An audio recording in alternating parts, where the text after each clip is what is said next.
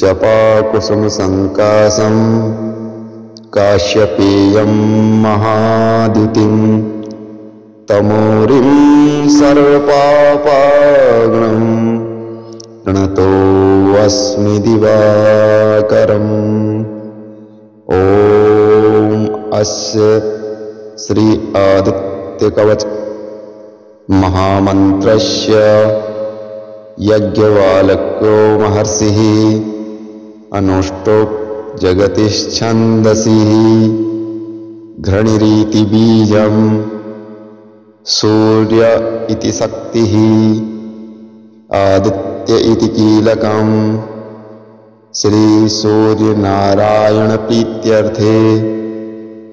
जपे विनियोगः। दयाचलमागत्यं वेदरूपमनामयं तुष्टा वा पर्या भक्त्या वालखित्यादिभिर्वितं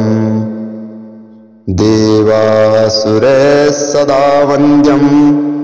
ग्रहेश्च परिवेष्टितं ध्यायन् स्तवन् पठन्नाम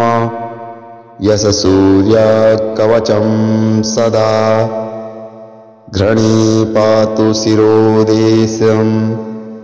सूर्यः फालं च पातु मे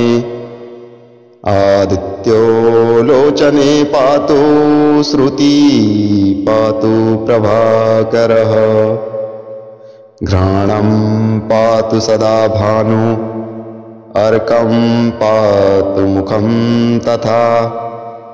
जिह्वां पातु जगन्नाथं कण्ठं पातु विभावसुः स्कन्दो ग्रहपतिः पातु भुजो पातु प्रभाकरः अहस्करः पातु हस्तो हृदयं पातु भानुमान् मध्यं च पातु सप्ताश्चो नाभि पातु नभोमणिः द्वादशात्मः कटिः पातु सविता पातु सिकिङ्किणी उरु पातु सुरे श्रेष्ठ जानुनी पातु भास्करः जङ्गे पातु च मार्तण्डो गलं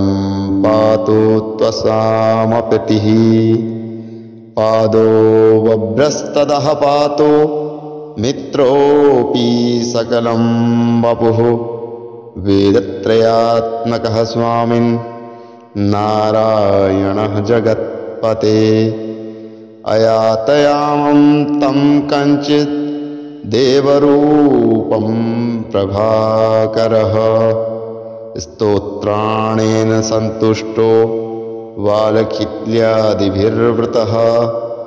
साक्षाद्वेमयो देवो रथारूढः समागतः।